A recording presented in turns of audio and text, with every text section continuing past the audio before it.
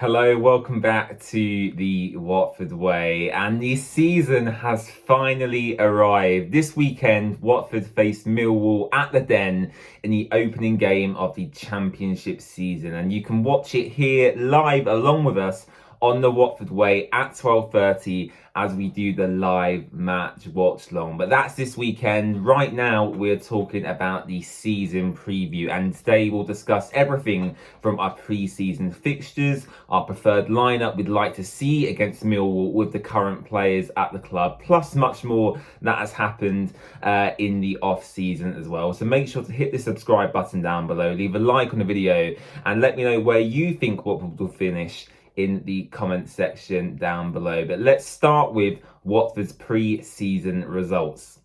Okay then, let's get into these pre-season results, and it was a mixed bag for Watford during this pre-season. Tom Cleverley, of course, preparing the current crop of Watford players ahead of the 2024-25 Championship season. Where will we finish? Well, we'll come to that at the very end of this season preview. But let's start by talking about the fixtures Watford had. We had 8 fixtures during this pre-season, which does seem like quite a lot. 2 of them fixtures were behind closed doors, and we'll talk about them in just a moment. But I've got the list in front of me here. So we faced Reading behind closed doors in our first pre-season game, losing that by 2-0, albeit in that game the team was undisclosed. We don't know who played, in what positions, what formation, and whether any academy players were used as well, just to caveat that result there.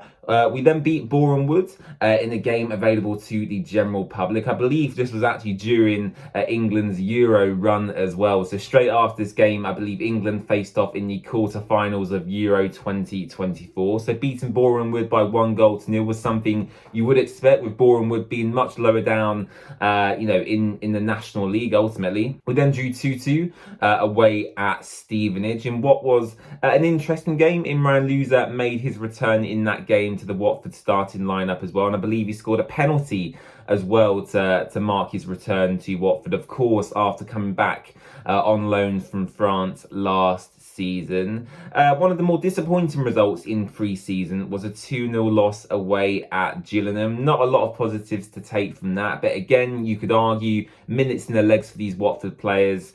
And as a fan myself, I don't take pre-season results too seriously, but yes, a disappointing defeat again to lower league opposition away at Gillingham. Watford then travelled up to Scotland to face Hibernian, of course, Ryan Porteous' former club, in what was a very entertaining and interesting game to watch. Now, this game was available to watch for free via Hibernian's YouTube channel, and it was a mix of senior Watford players and academy prospects who Tom Cleverley was in charge of last season. And the team changed throughout the game, especially later on in the second half, where Watford almost ended up with a full team of youth players. And actually, we gave Hibernian a really, really good game. The best performance in that game coming from Rocco Vata, who scored a fantastic goal in that first half. Imran Louza also scored again in that game, and he has had a fantastic pre-season so far. The last game behind closed doors was Fulham 6, Watford 1. Again, we don't know what the team was in this game, but that was Watford's heaviest defeat in our pre-season schedule, losing to Fulham 6-1 in a behind closed doors friendly. Our penultimate pre-season game was a 3-2 defeat to Wycombe.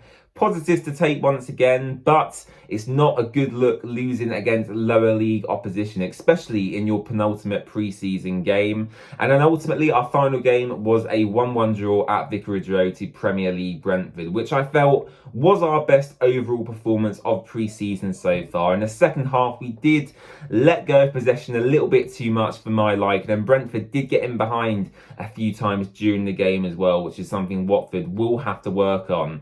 But a good and positive result to end pre-season at Vicarage Road, draw into a Premier League side, and that is the final game Watford will play before our opening test against Millwall. Okay then, it's time to take a look at my preferred starting lineup for the current season. And I just have to caveat, this is with the current players Watford have available at the club aside from Yassir Espria, because it does look like Yassir Espria is going to be off imminently to Rennes in France, maybe to Leicester City or Porto as well, who are interested in Yassir Espria. And Fabrizio Romano has tweeted in the last few hours actually about interest in Yassir Espria from many clubs around Europe. So it does look like he will be leaving the club. But aside from that, this is my preferred team for the coming season, with the current players available to Tom Cleverley. And as you can see there, this is the team I would go with.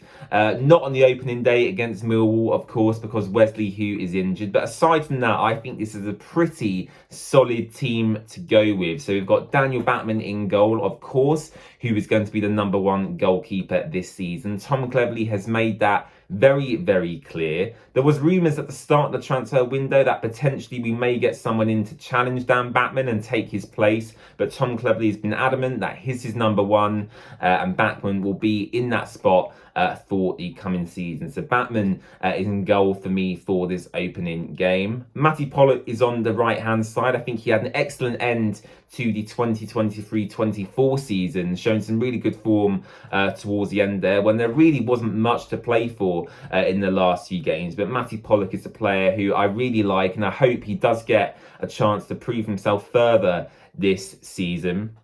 In the centre of defence, I've gone with Ryan Porteous. Out of the three centre-backs, he's the player who likes to maraud forward the most. So that's why I put him centrally, just so Wesley Hoot and Matty Pollock can cover him when he does go forward and play the ball, as we've seen him do previously. So Ryan Porteous is there for me, coming off the back of a poor Euro 2024 campaign. Of course, we all saw the opening game against Germany, and he's spoken actually in an interview with Watford about how hard it was mentally to recover from that. So I hope Porteous is doing well, and I hope he can prove once again this season that he can be a key part of Watford's back line. And Wesley Hu also makes part of them three centre-backs for me. Wesley Hu unfortunately picked up an injury in Watford's penultimate pre-season game, which was a real shame to see actually, especially with the links we've seen recently to Trabzonspor in Turkey. But hopefully that pays out in Watford's favour. Hopefully he'll stay at the club, recover from this hyperextension of his knee that he sustained, and it might work out in our favour, because ultimately Trabzonspor won't want to sign a player who is still recovering from quite a serious injury actually. Now, Tom Cleverley said it may be a month or so before we see a return of Wesley Hu in Watford colours. So we're talking about the start of September really now to see Wesley Hu back in a Watford shirt. So fingers crossed. Yes, it's a shame to lose him for them opening games, but hopefully we can keep him at the club for the coming season. And you can see there in that midfield area, it's pretty packed out. Now, of course, Tom Cleverley likes to play his wing-backs very, very high, and we've seen that so far in this pre-season. Both the left wing-back and the right wing-back don't contribute too much defensively at all, and I've reflected that in my selections for them two wing-back positions. And you can see there I've put Ryan Andrews in the right wing-back position, and I've put Yassir Larouci in the left wing-back position. Now, Ryan Andrews for me is a player I really, really like. It's a toss-up between him and Ngakia in that position. I think Ngakia clearly offers more defensively, but with the style of play I'm looking to see Tom Cleverley implement, and from what I've seen from pre-season so far, I think Ryan Andrews suits this system down to the ground, especially with his bombing runs going forward. His final delivery is something he needs to work on, especially his crossing, but I think Ryan Andrews could be on course to have a fantastic season once again. Edu Kayembe and Musa Sissoko make up my midfield too, and this was a difficult choice for me to make, and actually I could have chose any of Watford's midfield players. Imran Louza is still at the club, as is Tom Deli-Bashiri as well, and I think there'll be games where they suit them types of players even more, as they are on the more technical side, of their skill set, if you will, in Imran Louza and Tom Deli-Bashiri. But Edu Kayembe, Musa Sissoko, Both fantastic players, both very experienced. And actually, looking at the opening day against Millwall, I think packing out that midfield with physicality is the way to go. So it wouldn't surprise me to see Musa Sissoko and Edu Kayembe in that opening day against Millwall. Yassir Larouchi is my pick for left wing back, coming in on loan from League 2 club Troyes in France. And from what I've seen defensively, he's not quite there. But as I said, in this style of play,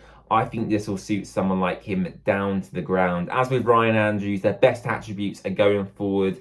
And I see the same in Yassir Larouchi. He's really, really quick. He can maybe, again, work in his final third delivery.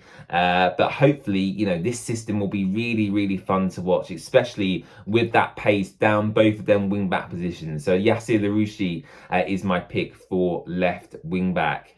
Looking at them front three positions, obviously Tom Cleverley is playing with 2 10s. That's what I'm trying to demonstrate here on the graphic you can see. And Georgie Chatvadze is a must start for me, especially with the imminent departure of Yassir Esprit. We all watched Euro 2024 and we all saw the quality Georgie Chatvadze brought to the Georgian national team. One of their key players, and he has the potential to be one of Watford's key players in this coming season. I was actually disappointed with his goal and assist output last season. I felt he didn't maybe contribute as much as he could have last season. Obviously, it was a poor season generally for the whole team, but I did feel like Georgie Chatvadze could have been more direct and more incisive at times in his final third play. But it's promising for the coming season, and I do feel like Georgie Chatvadze has to be a must start in this Watford team.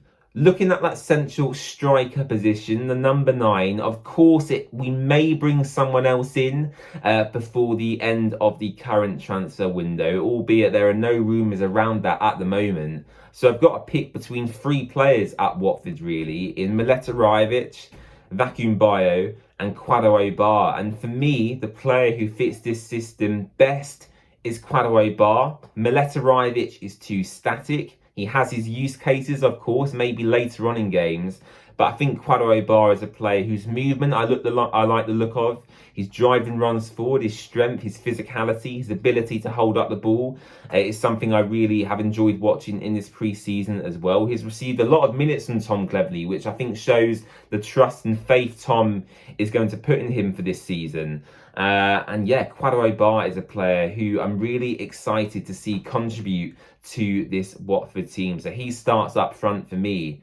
And arguably the most exciting signing of this transfer window so far is Rocco Vata, who Watford poached from Celtic as his contract come to an end. And he has been the most exciting player to watch in the entirety of this pre-season. His dribbling ability, the drop of the shoulder he's got, the burst of pace, his height as well is really exciting as well. And I kind of compare him to Jack Clark of Sunderland in the way he plays and the way he carries the ball. He's really, really exciting. He's a Republic of Ireland under-21 international currently as well. And looking at that front three of Bar, Chatvadze and Vata, you know, that really, really excites me ahead of this season. Now, will it work out that way? I don't know. We could see Bio maybe get more minutes than anticipated. Of course, there's other players come off the bench and contribute as well. But Vata, Bar and Chatvadze as the 3 attacking players up front is something that I'm really, really looking forward to watching. So that is my lineup for the 2024-25 season. Of course, I'm recording this on Sunday, the 4th of July, so more signings can come in the next month or so, hopefully from the Premier League. But yes, that is my team. Let me know what you think in the comment section down below. Okay, I think it's time we talk about the transfer window, because it's not been great. It really hasn't been the best transfer window I've ever seen in my life as a Watford fan. If anything, I would say it's maybe been one of our worst, especially considering the position Watford are in currently, which I would call precarious in the Championship. But let's run through Watford's transfers so far as I'm recording this video. And remember, there's still a whole month to go left until the transfer window shuts at the end of August. And I'm recording this on Sunday, the 4th of August. So over or just under a month to go in the summer transfer window. So plenty of time for Watford to get deals done. It's just a shame we haven't got all our business done before the start of the season, because there's points up for grabs. I think there's 3 or 4 championship games before the end of August, and you want to make the most out of them points. And for Watford to maybe have a squad that isn't up to the levels yet is really disappointing. But let's run through the transfers so far from newest to oldest, and the first transfer we're going to talk about is Yassir Larouchi, who is coming on loan from Troyes in France. Now, he's a player I don't know a lot about at all. He was on loan at Sheffield United in the Premier League last season, making 13 appearances. I've seen the reaction from some of their fans about him joining Watford, and they weren't that impressed with his performances last season, albeit he was in the top division of English football, and they conceded over 100 goals in the Premier League during that season, Sheffield United, and he was part of that defensive line. So you can understand really why their fans weren't happy with him. But I think at Watford, he'll play a different role. At Watford, he's going to play really high. You know, we've seen the style of play Tom Cleverley has played this pre-season so far. The wing-backs are so advanced. They're almost playing as wingers, essentially, for the majority of the game, especially when Watford are attacking or are in possession. So I think that's the role Larouchi will play. He has a substantial amount of pace, strength, an ability to drive forward on that left-hand side, and to have a left-footed player in that position, of course, is much needed. I attended the Brentford game just yesterday, and Jeremy Ngakia was playing in that left wing-back position, and of course, every time he wanted to put a cross in or play a pass across the box when he was advanced, he cut back inside and played that on his right foot because he was limited. So to have a left-footed pacey fullback, I think is a positive. So I'm happy we've finally sorted out that position, albeit I'm not that happy with James Morris as the backup there. But we'll move on from that because I've discussed my thoughts on James Morris many times before on the channel. And the next player we'll speak about is Moussa Sissoko, who I did a whole dedicated video on when he re-signed for Watford a few weeks ago. And he's a player I really like. Now, he's not the quickest, he's not the paciest, but what he offers is a vast amount of experience at the top levels of European football, playing in a Champions League final, playing at Tottenham for many seasons in the Premier League. He also features for Newcastle and previously at Watford as well in that relegation season where we went down not too long ago. So for me, Moussa Sissoko is a player who, like Jake Livermore last season, he comes in, he guides the young players. It wouldn't surprise me as well if he was named captain this season. He was named captain actually in the friendly against Brentford yesterday. So maybe Moussa Sissoko will be the club captain for the coming season. But look, his role is to break up play, conduct the midfield when he's in there. And I think he'll do just that. I'm not expecting him to make, pacey recovery runs when Watford get countered on. That's not his role. You've got Andrews, Larouchi, Tom Delibashiri in there to do that kind of role. That's not going to be his role in this Watford team. His role is leadership. His role is conducting the midfield from deep and hopefully contributing to some goals and assists where he can as well. So I'm very much happy with the signing of Moussa Sissoko. Jonathan Bond, we won't speak too much about him. Coming in from LA Galaxy on a free transfer. Backup goalkeeper to Dan Batman. He knows his role. He'll fill in where needed if Batman picks up an injury. Maybe play in the odd cup tie here and there.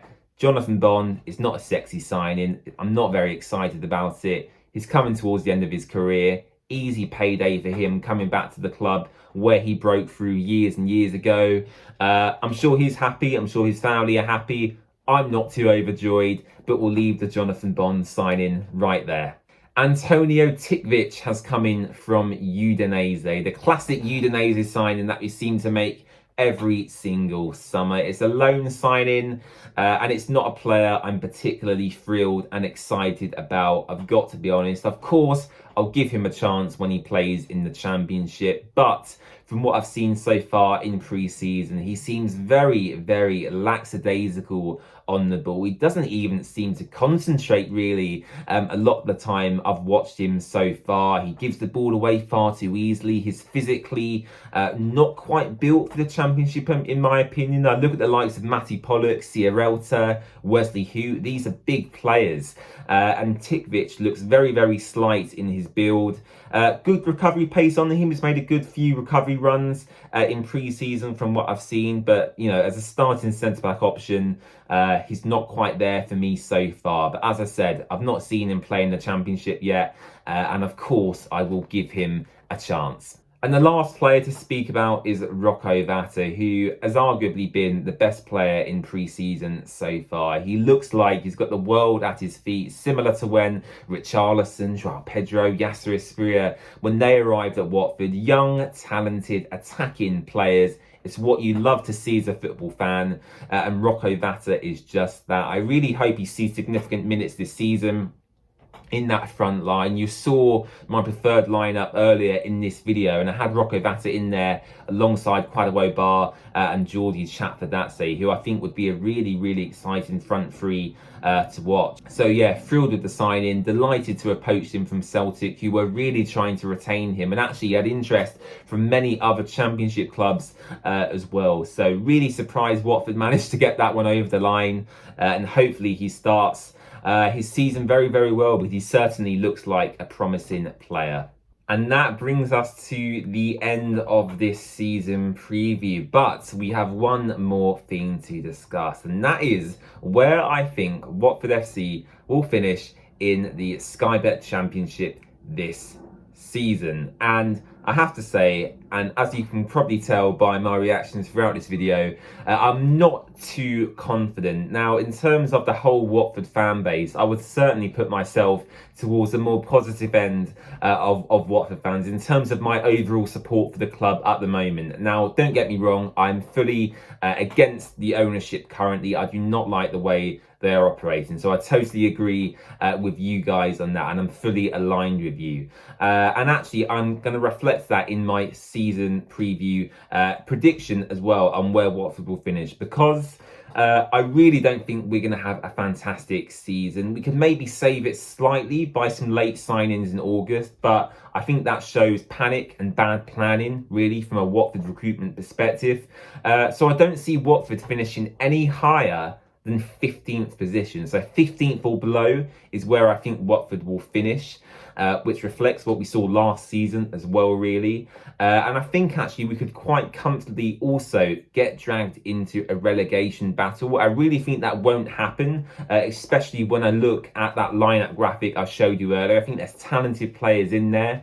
But when injuries occur and when people pick up suspensions, I think the lack of depth and the lack of quality we have will really start to show, especially compared to other teams, even the promoted teams who have actually recruited quite well this summer. So 15th or below is where I think Watford will finish. Let me know your thoughts in the comment section down below. Leave a like on the video. Don't forget to subscribe, and I'll catch you back here for our Millwall match preview later this week. And of course, you can watch along with us on Saturday afternoon for the Millwall live match watch along. So thank you so much for watching, and I'll see you soon. Bye-bye.